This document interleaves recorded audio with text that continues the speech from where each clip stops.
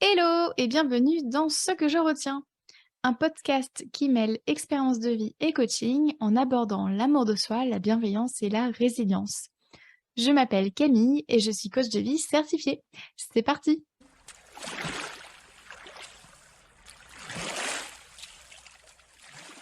Aujourd'hui, dans ce 25e épisode, je t'explique ce que je retiens de mon année 2022 et te donne les clés pour faire le bilan sur une situation et ou une période. Alors, par où commencer? Cette année 2022 a été une année de mi-molle pour moi. C'est-à-dire donc, bon déjà j'ai fait plein de super voyages. Dans ce qui a marqué mon année, donc il y a eu les voyages, il y a eu aussi la rage. Oh! Heu, j'ai ressenti beaucoup de rage, cette année, et je pense pendant pas loin de 7 mois et ça avait commencé 3 mois auparavant, en 2021. Donc ouais, beaucoup de rage, hein, notamment à cause d'une collaboration professionnelle qui s'est pas bien passée, aussi parce que, il y a clairement un manque de réglementation dans le secteur du coaching et du dev perso, voilà. Ça me fout la rage de me dire que enfin, j'en ai aussi fait un épisode de podcast, je crois que c'était le 14, si je dis pas de bêtises, c'était celui où je te parlais de ce qui me gonfle dans le dev perso. C'est ça, c'est bien l'épisode 14 qui a aussi marqué mon année par rapport à la rage. C'est que j'ai appris, à la vivre cette émotion, pour la première fois et je l'ai vécue à plusieurs reprises. Donc pour moi, ça a été, en termes d'introspection, fou de me rendre compte que j'étais pas juste en colère, mais je ressentais de la rage quoi, une haine profonde et de voir vraiment ce que ça faisait dans mon corps et à quel point, elle me donnait envie de tout casser, quoi. Dans les autres moments qui ont marqué mon année, il y a aussi, la reprise du sport. Mon intention de 2022, c'était, la santé, virgule, les santé, donc la santé, physique, mentale et émotionnelle et et ouais, je suis très, contente d'avoir pu, garder le cap sur cette intention-là qui était de vraiment, plus prendre soin de moi dans différents domaines, hein, du coup et dans le domaine physique, ça a été notamment la reprise du sport, mais pas, le sport en mode, il faut transpirer pardon et transpuer mon cerveau. Il faut transpirer et perdre du poids ou bien se muscler ou machin, machin. Là, c'est pour moi, tel que je le vois, le sport, c'est plus de l'activité physique. D'ailleurs, dans mon agenda, je note toujours, AP pour activité physique parce que je trouve que c'est plus juste de ce que je f oh, ça exprime mieux ce que je recherche, qui est, en fait, garder la forme. Ça me fait trop rire de dire ça comme ça, mais juste être en forme physique et je pense à la moi, qui aura 70 ans peut-être un jour. Je me le souhaite, mais j'en sais rien que si j'y arriverai. Mais j'ai pas envie d'avoir, plus de problèmes de dos ou d'avoir, plus de problèmes de, j'en sais rien, d'essoufflement et cetera et du coup, I'm in it for the long run. Donc je suis là, enfin je la manière dont je vois, l'activité physique, c'est vraiment, sur du long terme et mais du coup, c'est vrai que j'étais plus en mode, «Ouais, il faut aller au sport». Là, c'était vraiment en mode, «J'y vais pour moi». Autre chose qui a beaucoup marqué mon année, forcément, c'est le fait, d'avoir lancé mon programme de coaching, donc qui s'appelle Relation à soi et franchement, en le disant, je suis trop contente. Heu, ça m'avait enfin, j'ai travaillé dessus de quand à quand? De novembre 2021 et j'ai sorti mon programme, en mai 2022 pardon. Donc plusieurs mois à travailler là-dessus et je suis, tellement contente d'avoir, accueilli déjà toutes les peurs et les angoisses que je pouvais avoir vis-à-vis de ça. Heu, la peur de l'échec, le syndrome de l'imposteur, heu, la remise en question perpétuelle, fatigante, heu, le doute. Putain, qu'est-ce que j'ai pu douter de moi, douter de plein de choses et en fait, le fait d'avoir quand même enfin d'avoir accepté tout ça, d'avoir accepté que j'étais humaine et que j'étais pleine de contradictions et en même temps d'avoir franchi le cap, je suis trop contente. Je reviendrai, là-dessus plus tard, mais ça a vraiment, marqué mon année et de me dire que putain, j'ai été capable de sortir un programme de coaching dont je suis fière et en plus qui est utile. Donc ça, c'est top. Et l'autre chose qui a clairement marqué mon année, et alors ça, je m'y attendais sans m'y attendre, c'est qu'en fait, j'ai réalisé que j'avais vraiment, vraiment, vraiment fini de vivre en Irlande. Ça y est, c'est en 2000, combien? 2021, mon mari et moi, on a pris la décision de rentrer, vivre en France et pour vous le savez peut-être pas, je tutoie, vous vois beaucoup, aujourd'hui, donc tu ne le sais peut-être pas, mais ça fait 11 ans que j'habite en Irlande et et je suis moi-même surprise et hyper contente de ça et en même temps, hyper saoulée. Je me suis expatriée là-bas, par choix. J'avais très envie de vivre à l'étranger. Bon bref, c'est pas la question et en fait, en 2021, quand on prend la décision de rentrer vivre, en France, c'est un choc pour notre entourage, heu, parce que et pour moi aussi, parce qu'en fait, personne ne m'imaginait rentrer vivre en France. Tout le monde s'imaginait que quand je dis tout le monde s'entend, hein, c'est mon entourage, que, enfin, c'est Camille, non, c'est sûr, elle peut pas vivre en France, en fait. Sa vie, elle est tellement ailleurs. Elle est en Irlande, mais elle peut être aussi ailleurs, quoi. Et moi, dans ma tête, c'était ça aussi. Et en fait, en 2021, il y a eu, plusieurs déclics et du coup, voilà, je prenais conscience que je voulais vivre en France, mais là, en 2022, ce que j'ai réalisé, c'est que j'ai fini ma vie en Irlande, en fait. C'est pas juste je veux rentrer vivre en France, c'est j'en ai marre là de l'Irlande et je me rends compte aussi que je suis à un moment dans ma vie où j'aime encore énormément l'Irlande et c'est un pays qui est très cher à mon cœur.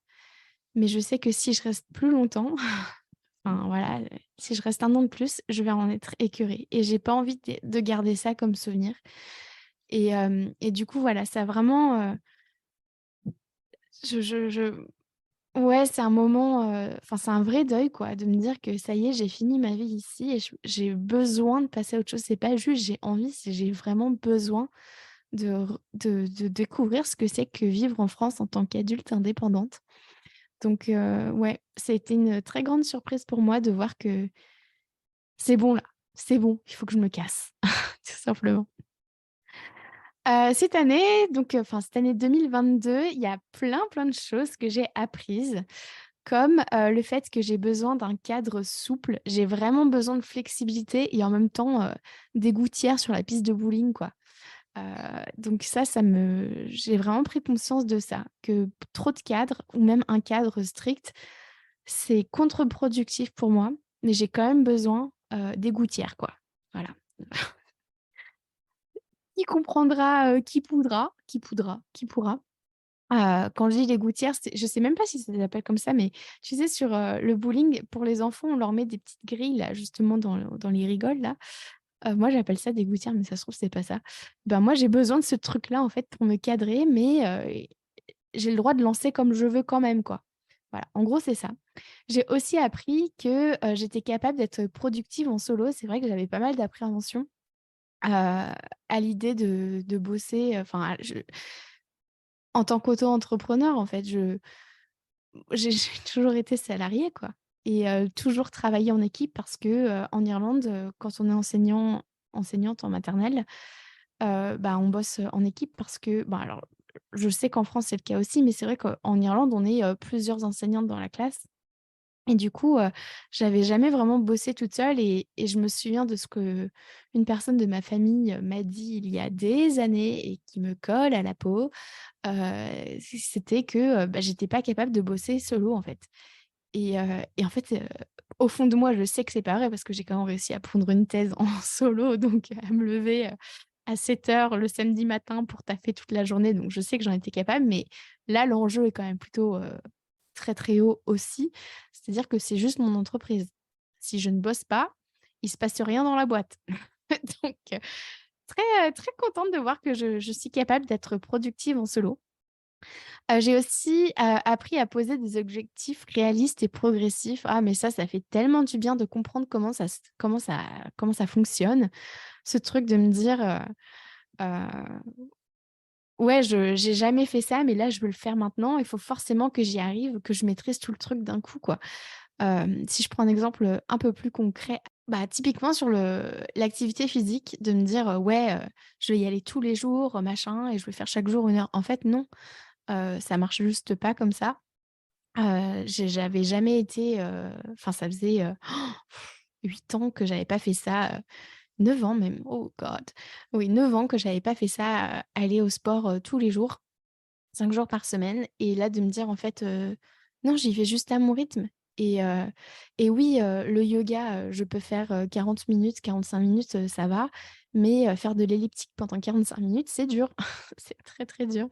Donc voilà, de me dire, bah, j'y vais tous les jours, mais c'est la régularité qui va compter et plus que la quantité. Du coup, bah, si je fais 20 minutes d'elliptique, c'est génial et je suis très fière de moi et c'est génial et si je peux faire plus, c'est très bien, mais à la base, c'est pas ça qu'on voulait et juste de faire un peu baisser l'ego, quoi. De me dire, «Ouais, aujourd'hui, j'en suis à 20 minutes d'elliptique, ça veut pas dire que toute ma vie, je ferai du 20 minutes d'elliptique, quoi». Je pourrais en faire plus. Donc voilà, vraiment apprendre à poser des objectifs réalistes et progressifs, ça change la vie. Ça en tout cas, moi, ça m'a changé la vie. Dans les autres choses que j'ai apprises, ça a été le fait de poser mes limites temporelles. Alors je dis pas que je les respecte tout le temps, mais en tout cas, je tends de plus en plus à ça. En 2022, j'ai appris à me dire, «Bon, je fais ça pendant 2 heures, point et si j'ai pas fini, j'ai pas fini et je pourrais le refaire à un autre moment parce que là, j'ai besoin de prioriser autre chose derrière». Donc ça ouais, c'est chouette. Encore une fois, j'ai appris à le faire, ça veut pas dire que je le maîtrise H24, mais j'ai appris à le faire. Dans les autres choses que j'ai apprises et apprises et ça, ce sera la dernière que je vais vous partager, vous, bref. J'ai appris à faire la part des choses justement entre ce que mon ego me dit et ce qui est vraiment important. Ça a été une révélation de malade pour moi. En fait, j'ai remarqué que je prenais souvent des décisions basées sur mon ego sans même m'en rendre compte et hem et le fait de savoir ça, bah, ça a été un choc, un électrochoc hyper positif. Du coup, j'ai vraiment appris, à me poser cette question, «Est-ce que c'est mon ego qui parle ou est-ce que, ça va m'être vraiment utile?» et cetera. Donc ouais, très, très, très instructif, voilà, comme apprentissage. En 2022, j'ai fait plein de choses, comme je t'ai un petit peu, raconté et bah, justement à propos de ces choses-là, lesquelles je referais, à l'identique et pourquoi? Eh bien, tout d'abord, ce que je referais à l'identique, il y aurait faire la distinction entre être triste et ressentir de la tristesse. En fait, ça me rassure énormément de me dire que je ressens de la tristesse car ça indique que c'est temporaire, qu'elle ne restera pas pour toujours. Et je sais qu'avant, je m'identifiais beaucoup à mes émotions. Avant, je disais: «Je suis triste, je suis heureux, je suis énervé» et maintenant, je me dis: «Je ressens de la tristesse, je ressens de la joie, je ressens de la colère». En fait, quand il s'agit d'une émotion désagréable, je trouve ça rassurant de savoir qu'elle partira. Tandis que lorsqu'il s'agit d'une émotion agréable, ça me booste à fond, de me dire que, bah, voilà, c'est maintenant ou jamais, quoi. Faut la vivre à fond tant qu'elle est là, parce que ça me fait du bien.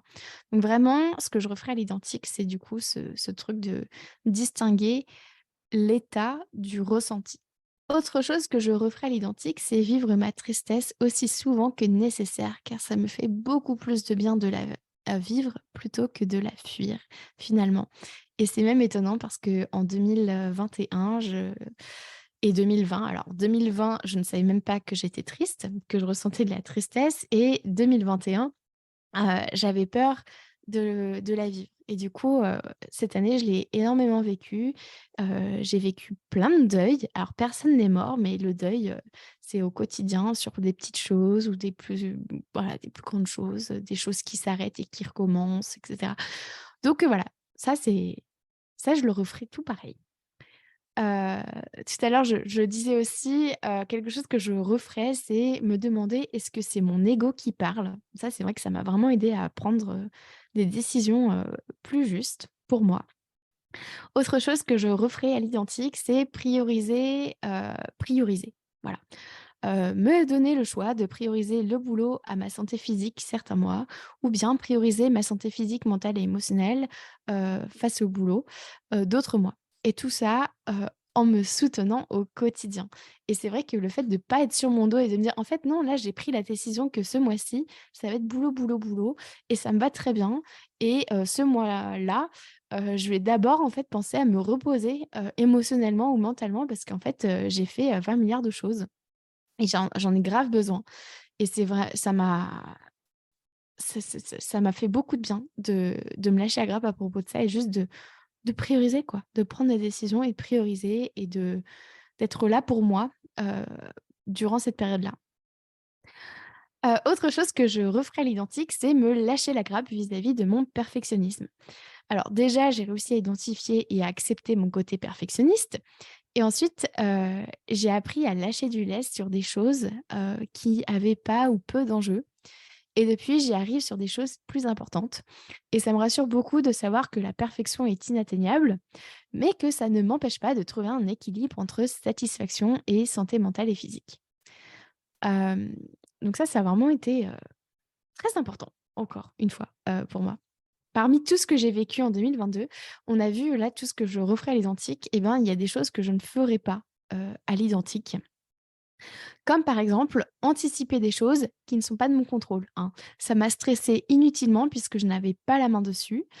Donc à la place, j'ai envie d'accepter de ressentir de la frustration et de la vivre uniquement lorsque je serai prête.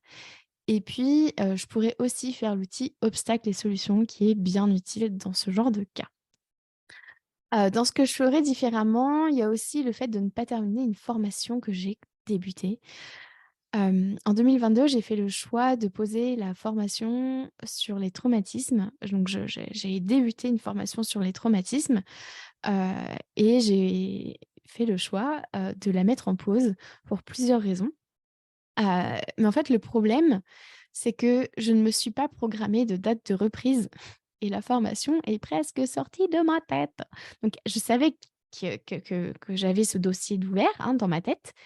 Je savais que, voilà, le tiroir avait besoin d'être refermé, mais il y a des moments, j'ai presque oublié que le meuble existait, quoi, le meuble qui contient ce tiroir. Donc voilà, donc à l'avenir, j'ai envie d'être capable de faire une pause dans une formation ou un projet et de programmer une date de reprise, tout en me laissant l'opportunité de réévaluer ma décision. Ça me permettra de garder le cap tout en étant à l'écoute de mes besoins.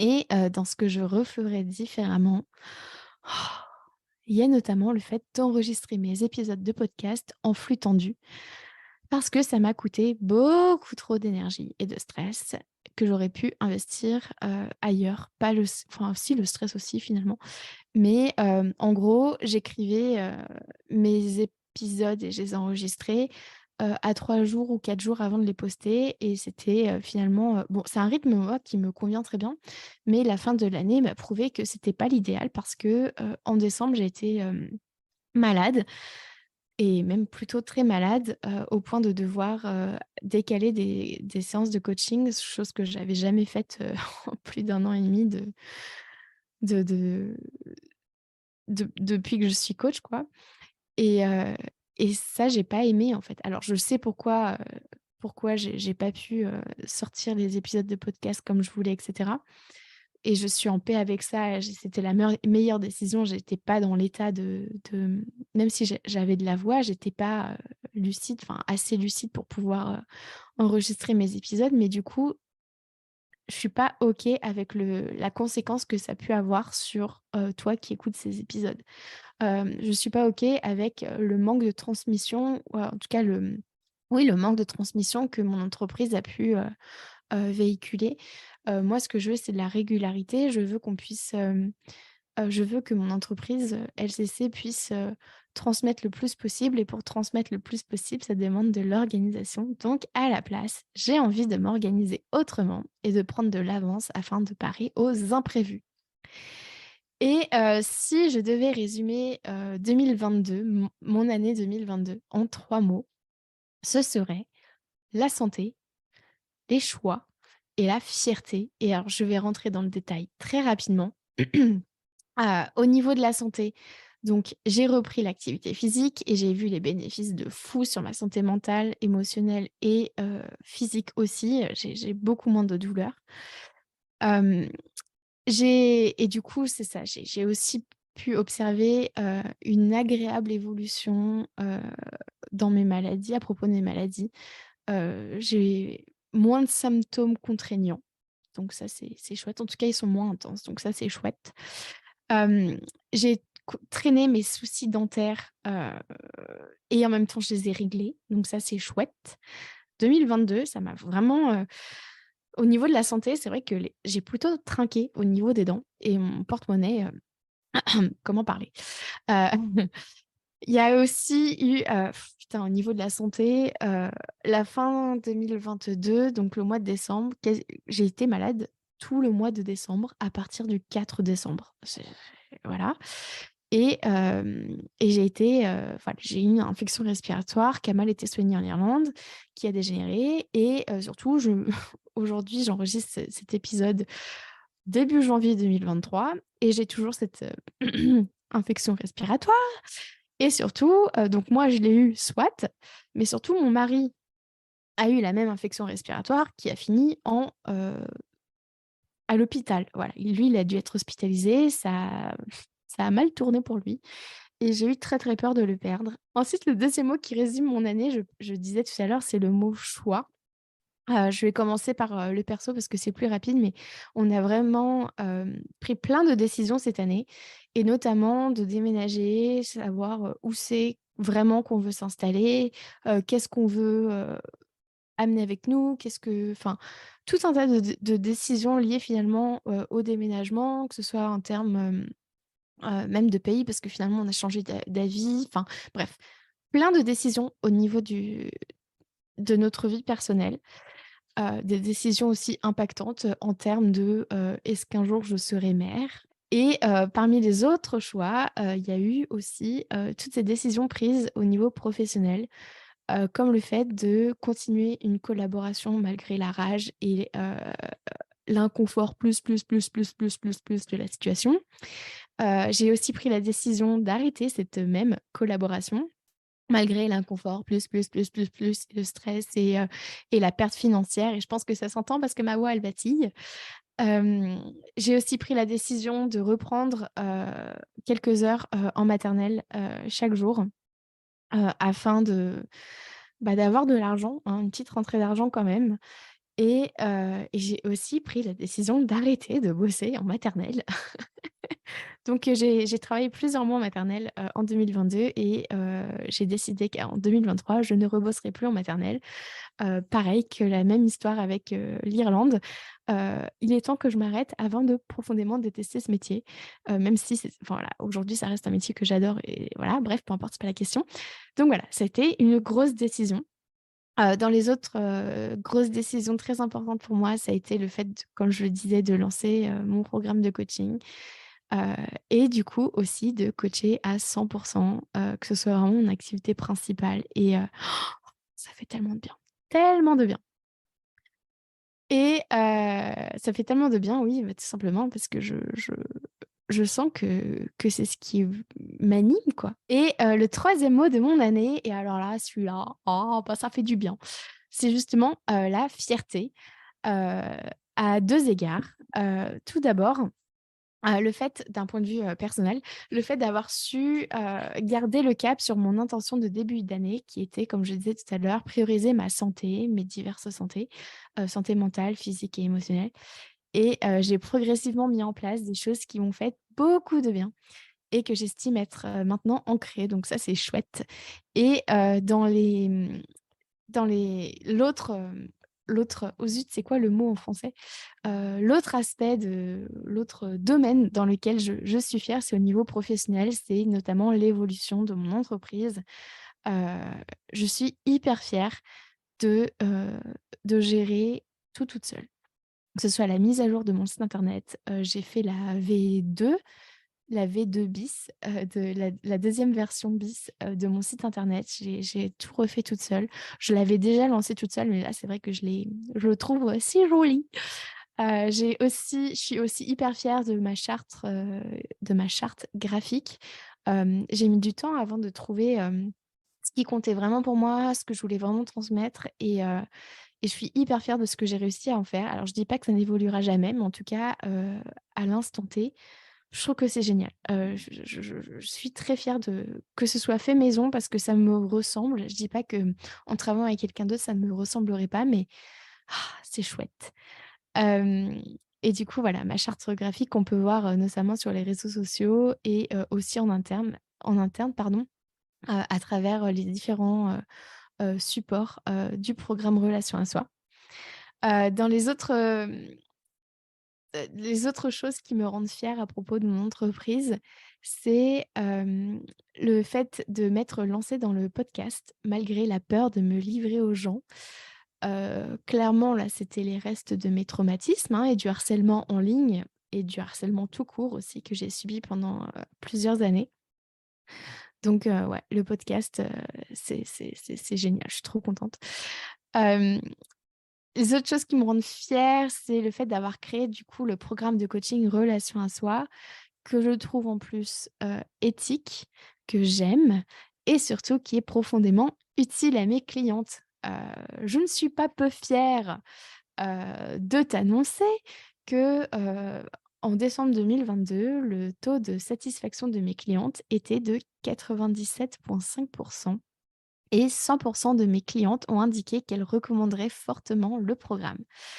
Je suis tellement fière aussi de mes clientes car elles ont toutes et chacune à leur manière appris à se connaître un peu plus, à se délester du poids du regard des autres, à se parler avec plus de bienveillance, mais surtout, elles ont pu avancer dans le ou les domaines de vie de leur choix car, c'est toute la force du programme Relation à soi, c'est qu'en fait, il est individuel et sur mesure. Donc le fait de savoir que c'est pas un programme à l'emporte-pièce et que les clientes, elles vont vraiment bosser sur ce qui, elles, leur parle, moi, je trouve ça génial pour elles parce que, bah, clairement, elles voient, les effets, directs dans leur vie et pour moi, c'est aussi vachement sympa parce que, bah, ça fait que c'est pas redondant, quoi. Chaque contact, chaque appel que j'ai avec, les clientes, heu, c'est vraiment, du renouveau, quoi. Parce que, bah, chacune a ses thématiques, sur lesquelles elles veulent travailler. Enfin, c'est jamais la même chose et moi j'aime bien quand c'est varié donc c'est trop, trop bien. Donc bref, mon année 2022 n'aura été ni bonne ni mauvaise, hein. Je pense que là, si on fait le point, le bilan ensemble rapidement, ça aurait été ni bon ni mauvais. Cette année 2022 aura simplement existé. Grâce à elle, j'ai vécu beaucoup de choses, challengeantes et j'ai grandi, une fois encore et l'an dernier, dans mon bilan 2021, que je faisais sur Insta, j'écrivais sur la difficulté à vivre ma colère et aujourd'hui, je suis tellement émue de voir qu'1 an plus tard, j'accepte plus facilement de la vivre. Bref, faire des bilans, ça fait du bien. Et du coup, bah, qu'est-ce que je retiens en année 2022? Eh bien, c'est que faire le bilan permet de cultiver la résilience. Et du coup, qu'est-ce que la résilience? Eh bien, le Larousse définit la résilience comme étant l'aptitude d'un individu à se construire et à vivre de manière satisfaisante en dépit de circonstances traumatiques. Donc, en d'autres termes, il s'agit d'être capable de se relever après être tombé par terre. Et comment on fait ça? Eh bien, en tirant des apprentissages sur la situation vécue. Du coup, pourquoi c'est important de faire le bilan? Eh bien, car ça permet de voir factuellement ce qu'il s'est passé. Ainsi, on voit la réalité en face, donc le verre vide et à moitié plein, et donc finalement de voir la réalité telle qu'elle est vraiment, c'est-à-dire avec l'agréable et le désagréable. Et ça, c'est important car notre cerveau a tendance à retenir le pire afin de mieux se préparer la prochaine fois si on rencontre une situation similaire. Je t'en parlais d'ailleurs dans l'épisode 22 sur comment rester zen et confiante face à l'avenir. Du coup, on peut oublier, qu'il y a, aussi eu du bon, hein, et du meilleur. et savoir qu'il y a aussi du bon et du meilleur et ben, ça fait du bien. Ça vient, contrebalancer le caca, hein, tout simplement. C'est pour ça que dans mon bilan, 2022, je disais que ça a été pour moi une année en mi-molle, hein. Il y a eu du très, très nul à chier, mais aussi du top moumoute, tout simplement. Donc si tu souhaites, faire le bilan sur une période, notamment une année, mais ça peut être aussi sur, des vacances, voilà, autre. Voici 5 questions pour toi. Quels sont les 5 éléments qui ont marqué mon année? Quels sont les apprentissages que j'ai faits? Quels apprentissages ai-je fait? Que ferais-je à l'identique et pourquoi? Le pourquoi est très important pour aller vraiment creuser en profondeur et non pas rester en surface. Que ferais-je différemment et pourquoi? Et quels sont les 3 mots qui résument mon année? Et si tu souhaites faire le bilan sur une situation, un événement, et cetera, sur une situation, voici 4 questions. Que s'est-il passé? Slash, quels sont les faits? Donc d'un point de vue factuel, démontrable dans une cour de justice, que s'est-il passé? Ensuite, deuxième question, quels apprentissages en ai-je fait? Troisième question, que ferais-je différemment et pourquoi? Et quatrième question, que ferais-je à l'identique et pourquoi? Du coup, c'est tout bon pour moi, hein, voilà. J'espère que, tu arriveras à faire, le bilan, de ton année ou bien d'une situation et que tu auras plus de clarté et que ça te permettra de rebondir, voilà, de tirer, des forces de ce que tu as vécu afin de faire, des choses qui te conviennent mieux à toi. Voilà pour ça, je te souhaite une bonne année si tu écoutes cet épisode en début d'année et du coup, bah, je voulais savoir, que retiens-tu de cet épisode?